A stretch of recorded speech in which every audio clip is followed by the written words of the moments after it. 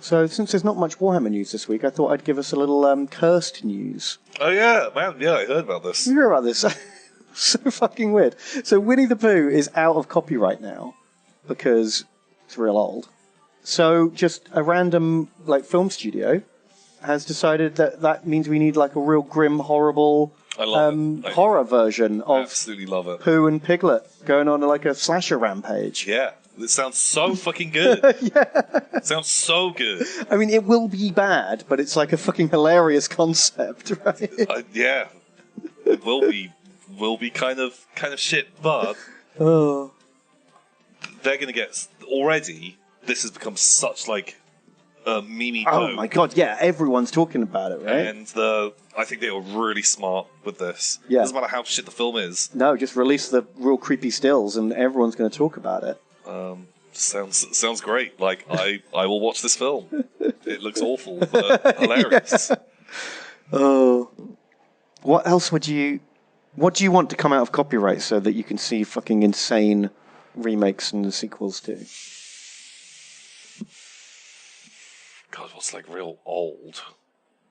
That Oh, not even old. Just in 100 years' time. Just anything. I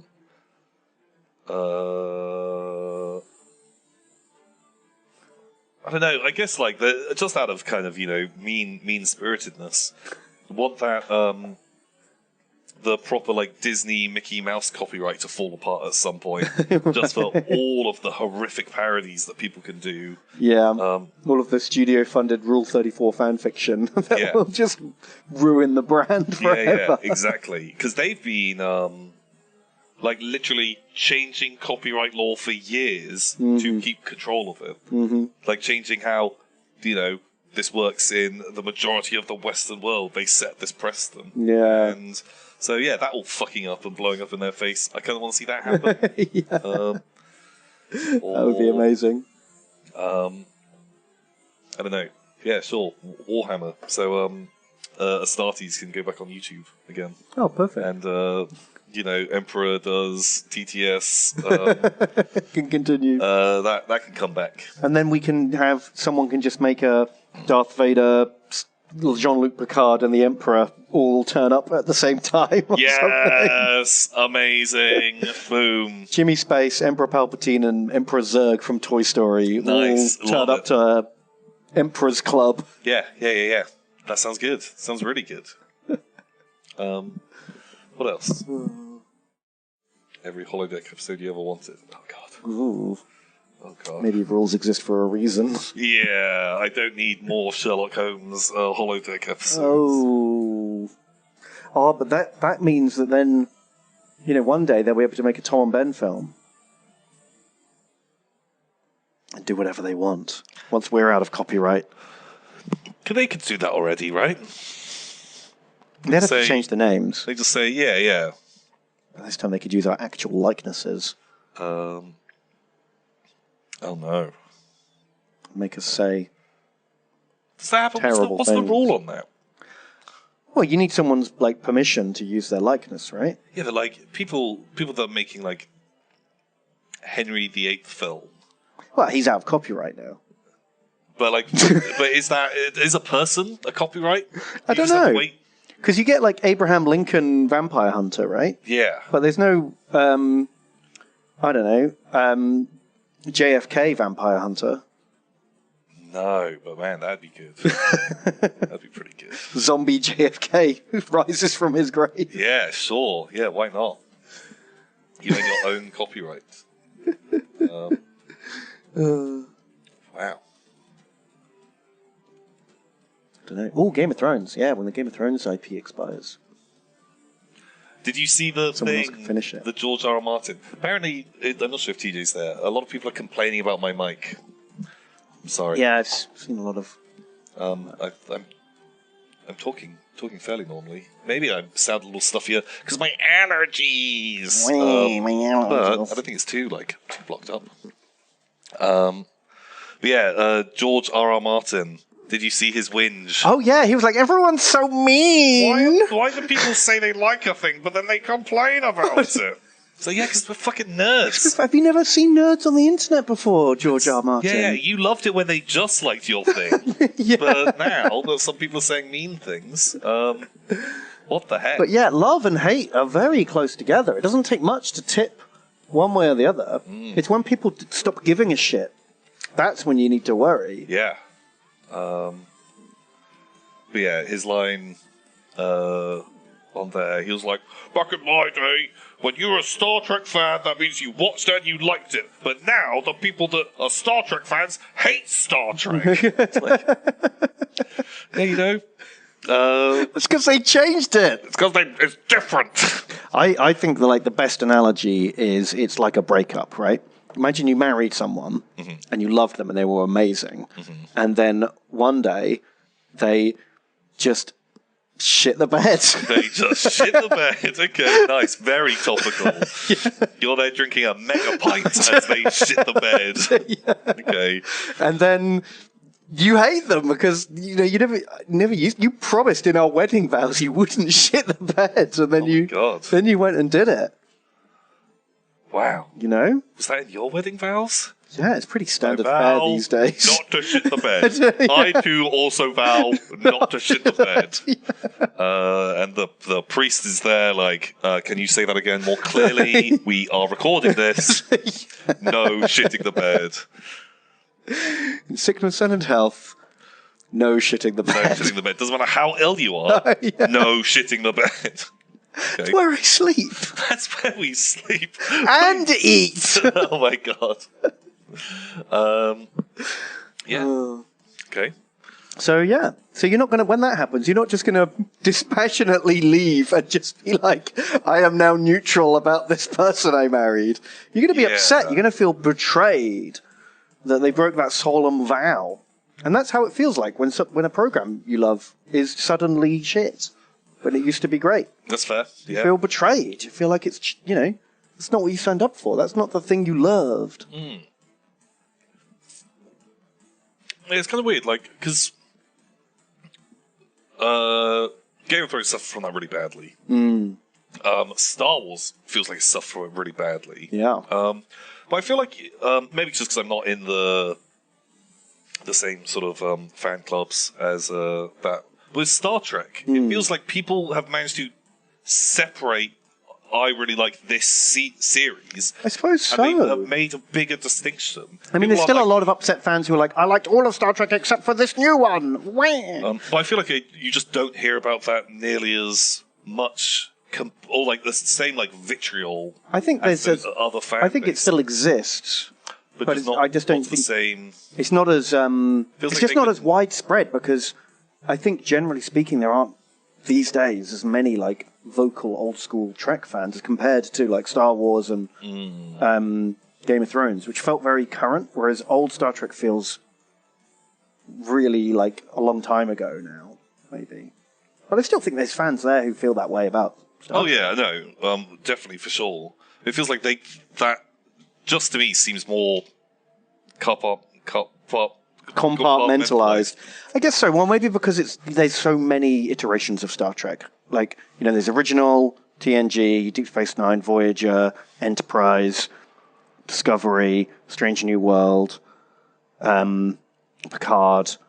Oh God, yes, so many interpretations. There's 8 TV series of it, and each one with a different cast and different setting and everything. Quite and Lower Decks. Tonally different. Whereas with Star Wars, there was the movies, and then there was a different set of movies. Yeah. So I guess it literally is more compartmentalized, and Star Trek fans have got a bit more used to. Oh, this is a different set, and I liked that one, and I didn't like that one, and then but I did like this one, and then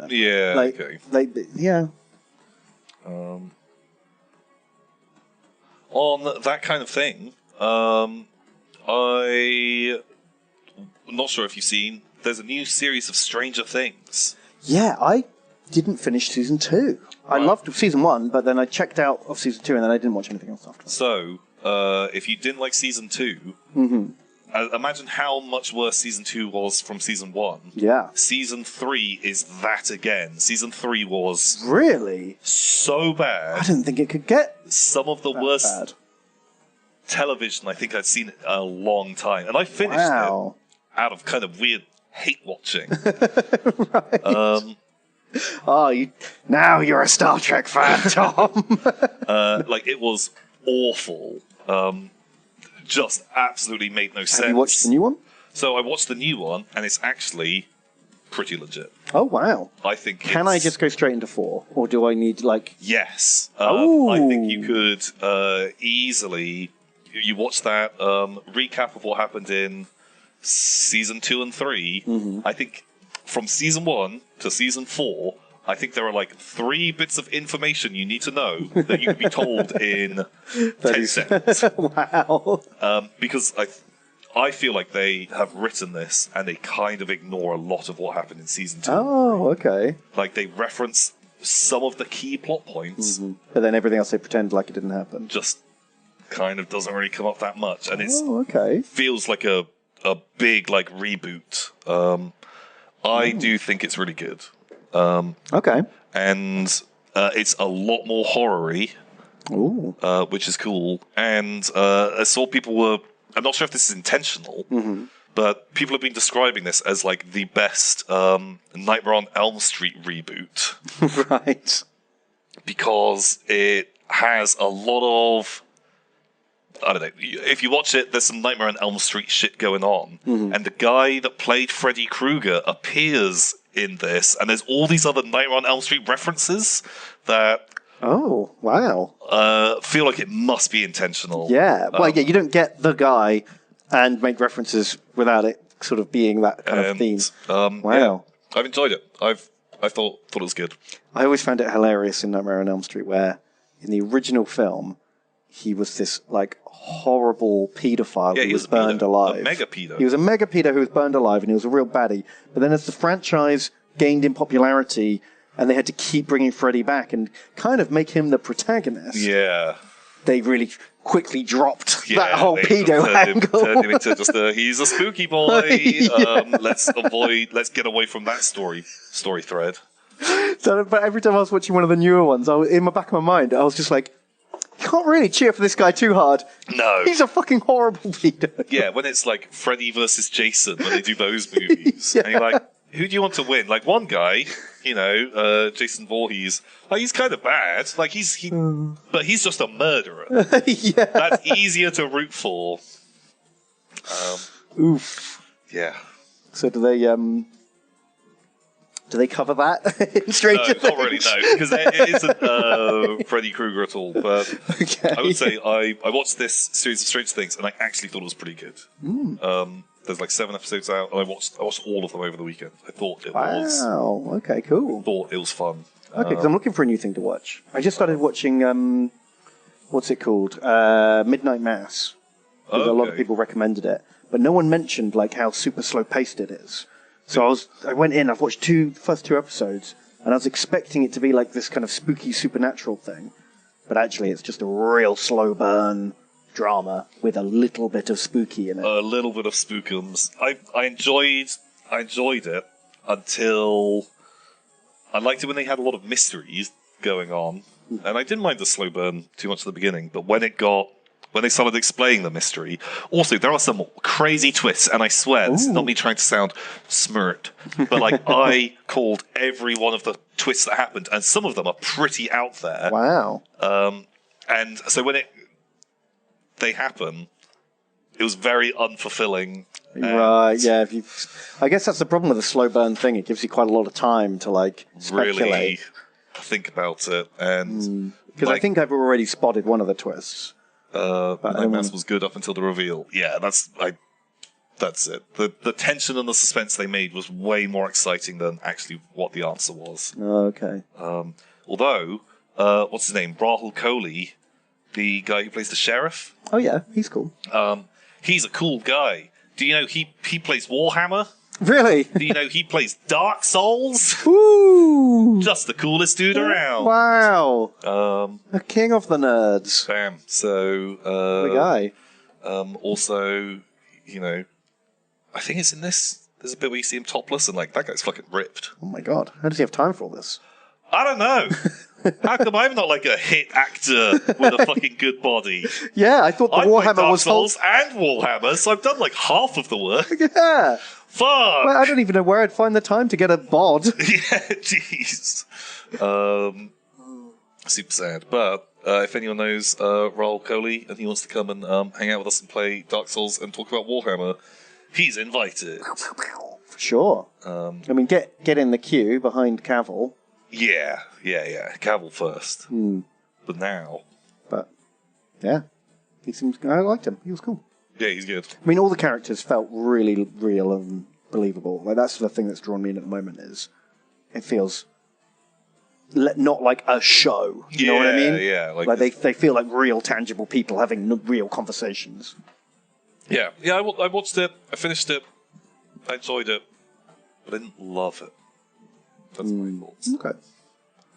Yeah, no, well, that's good, because I only picked it up because I had nothing else to watch at the moment. So Stranger Things 4, I'll give it a go. Give it a go. Yeah, I actually really enjoyed it. I thought it was good. Boom.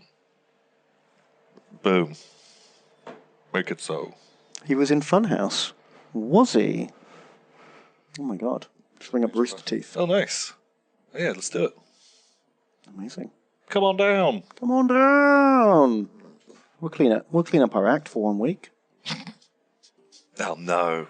Does he want to turn up and just hang out with us brand risks? Yeah. I think that's something you want to get associated with.